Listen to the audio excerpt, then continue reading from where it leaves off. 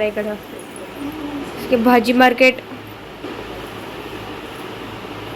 पण ली खाली पडले. आपलं पसारा घेऊन साडी लोळाले माय.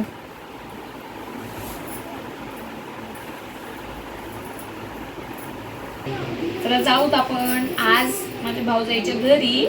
घरशिरणी आहे. म्हणजे घरशिरणी म्हणजे त्यांनी जे मुलाकडचे आहे त्यांना सगळ्यांना घरी बोलवतात, जेवायला वगैरे करतात. ते आज मी तुम्हाला दाखवणार आहे. आमच्याकडे घरशिरणी काय असते तर आज शिर्डीसाठी जाणार आहे.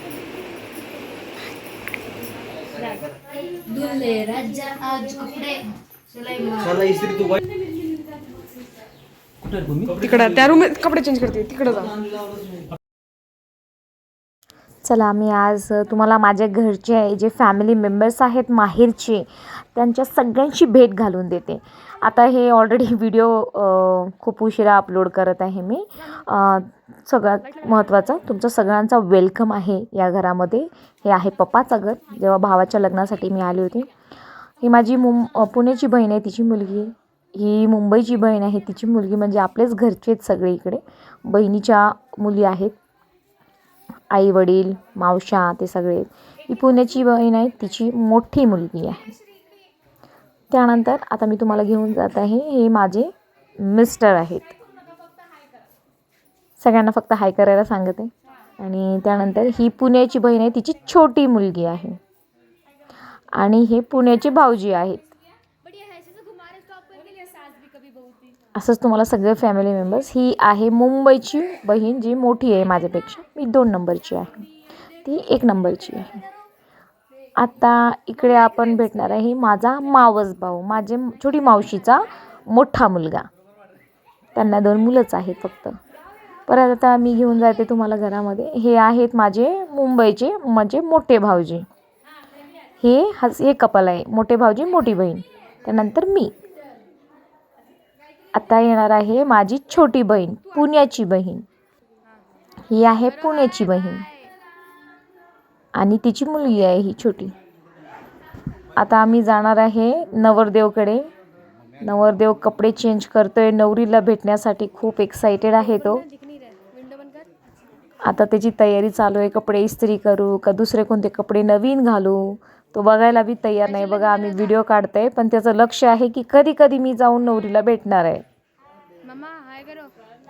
त्याचं लक्षच नाही आहे. बघा मी सांगते तरी हायला बाय म्हणतोय तो अजून. ही पुण्याची बहीण आहे, तिची छोटी मुलगी. आता परत तुम्हाला मी घेऊन जाते माझ्या मावशीकडे. घर सगळं पसारा पडलेलं आहे मला माहीत आहे, कारण की लग्न झालेलं आहे आत्ताच आणि एका पाठोपाठ सगळे कार्यक्रम चालू आहेत आमचे. ही माझी मोठी मावशी.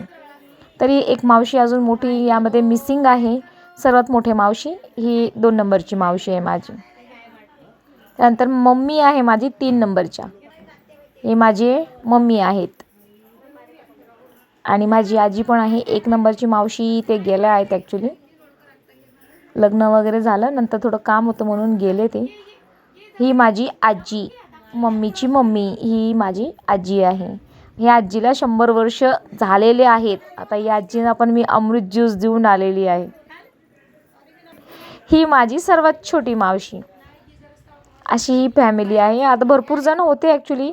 आम्ही सगळे आता जात आहे घर शिरण्यासाठी. आता हे आहेत माझे पप्पा. ॲक्च्युली आमची सगळी तयारी झाली होती, त्यामुळे म्हटलं की छोटासा व्हिडिओ काढूया आपण. एक मेमरीज म्हणून असायला पाहिजे म्हणून फोटो काढल्यानंतर माझी मम्मी आली बा.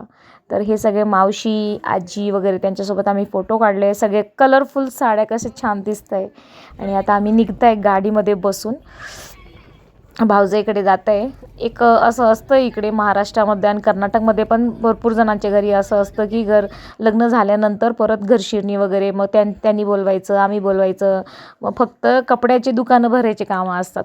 त्यांनी कपडे करावं, आम्ही कपडे करावं. हे एक मला असं वाटतं की नाही करायला पाहिजे. फक्त जेवण वगैरे ठीक आहे नाही का. जास्त कपडे वगैरे म्हणलं एकतर ऑलरेडी लग्नाचा इतका खर्च असतो दोन्ही पार्टीकडे, मुलीचे बी आणि मुलांचे पण.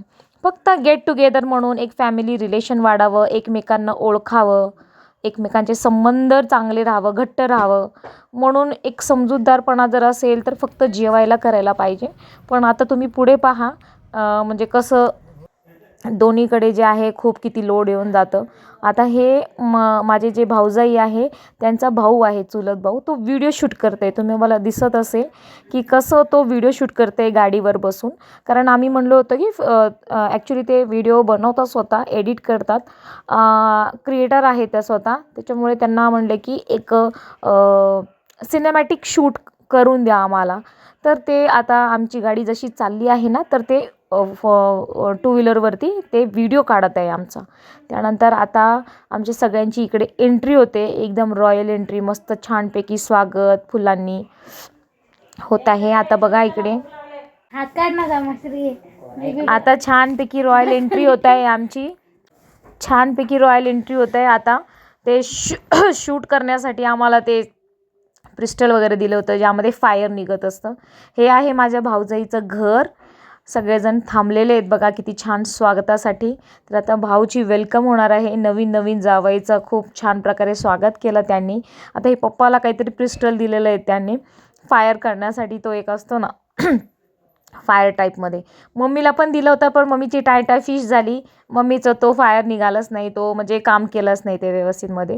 आणि पप्पाकडे होतं त्याचं छानपैकी त्यांनी फायर हे केला बघा किती छान असं वाटतंय. आणि नवरदेव बघतोय आता मी येऊ का नाही त्या विचारामध्येच बसलेलं आहे, कारण त्याची सिनेमॅटिक शूट होतं आहे बघा इकडे. खूप छान प्रकारे असं वाटतंय तो हम साथ साथ है मधलं सॉन्ग वाजायला पाहिजे असं वाटतं मला. तर खूप छान प्रकारे वेलकम झालं आमचं. मग आता हे माझे जे भाऊजाई आहे त्यांचा भाऊ आहे, त्यांना एकुलता एक भाऊ आहे छोटा. तर असं रिवाज असतो की जे भाऊ आहे मेहुणा आहे तो भाऊजीचे आणि बहिणीचे पाय धुतात. तर ती रसम इकडे झाली आहे. खूप छान प्रकारे रांगोळी वगैरे काढले बघा, फुलांची असं डेकोरेशन केले होते त्यांनी स्वागत करण्यासाठी. तर खरंच एकदम रॉयल फिलिंग आली. जावई बापू आणि घरचे सगळे खुश झाले स्वागत पाहून त्यांचा. आणि पुढे पण खूप छान प्रकारे सगळा बंदोबस्त खूप छान झाला. तो स्वयंपाक सगळ्या गोष्टी खूप छान झाले होते. आता सगळे एक एक एक एक येत आहे. जावई बापूला सगळे हे केलेलं आहे, आम्हाला विसरून गेले. आम्ही सगळे बाहेरच थांबलो, आमच्याकडे कोणीच पाहत नाही आहे कारण जावई बापू गेले मधी. मग मी म्हणले मी तुमचं व्हिडिओ शूट करते म्हणून ताई भाऊजी मग सगळे येत आहे इकडे. त्यांच्यावरती पण फुलांचा वर्षाव केला. हे बघा आता माझी आजी, त्यानंतर आम्ही सगळं 1 बाय 1 कपल निघालो. हार्ट बनवलं होतं त्यांनी खूप छान प्रकारे, गुलाबाचे पाकळ्या वगैरे खूप छान असं वेलकमसाठी त्यांची तयारी झाली होती. आता सर्वात आधी नवीन कपल गेला, त्यानंतर आजी माझी मोठी आहे म्हणून आजी गेले. हे मुंबईची जोडी, मोठे बहीण आणि भाऊजी एक नंबर. त्यानंतर मम्मी पप्पा पण आले होते पण त्यांचा व्हिडिओ मला असं वाटतं की मिसिंग आहे यामध्ये. त्यानंतर आमची एंट्री झाली. भाऊ भाऊजाई गेल्यानंतर मम्मी पप्पा पण आले होते, मग आजी, मग हे आमची 2 नंबरची जोडी. त्यानंतर आता 3 नंबरचं कपल, म्हणजे जसं आहे तसं एक एक एक एक सगळे कपल. ही माझी 3 नंबरची बहीण, तर हे पण आले. त्यानंतर असंच खूप छान प्रकारे स्वागत वगैरे झालं, खूप छान फिलिंग आली. आणि आता हे माझे मावशी, त्यांचं पण स्वागत केलं गेलं. खूप मंडळी मोठी होती तिकडेचे पण, ॲक्च्युली त्यांची फॅमिलीच खूप मोठी आहे. हे पण आमचे पाहुणेच आहे, सासू आणि सासरे आहेत बहिणीचे. तर आम्ही सगळे मस्त गप्पे वगैरे मारत आहे इकडे बसून. आता अजून स्वयंपाक झालेला आहे पण सगळं गपशप चालू आहे. आल्यावरती पाणी चहा सगळे, मग आशीर्वाद वगैरे घेणं. नवीन लग्न झालं की मग नवरा नवरीचे फक्त पाया पडण्यातच कंबरदुखी होऊन जाते बिचाऱ्यांना. आणि जे आहेत सगळ्यांना नाही का, सगळ्यांचे आशीर्वाद घेण्यामध्येच त्यांचं पूर्ण हालत खराब होऊन जाते. आता फुलांचं काम संपलेलं आहे म्हणून स्वच्छता चालू झाली. स्वच्छता वगैरे करून मग आमची आजी बघा जिकडे बघितलं तिकडे गपाटे मारत बसते. खूप गावांची महिलांची नाही का सवय असते, तर त्या प्रकारे माझी आजीला खूप बोलू वाटतं सगळ्यांशी. तर चान्स भेटला होता, इतके जण होते म्हणून माझी आजी बोलायला चालू केली मस्तपैकी. आणि आम्हाला आवडतं पण आजीचं ऐकणं, ते खूप छान असं काहीतरी चांगलं सांगत असतात. आम्हाला पण भूक लागली आहे पण आम्ही मस्त बसले एक एक गप्पे मारत बसलेले आहे, कारण लग्नाचा होता.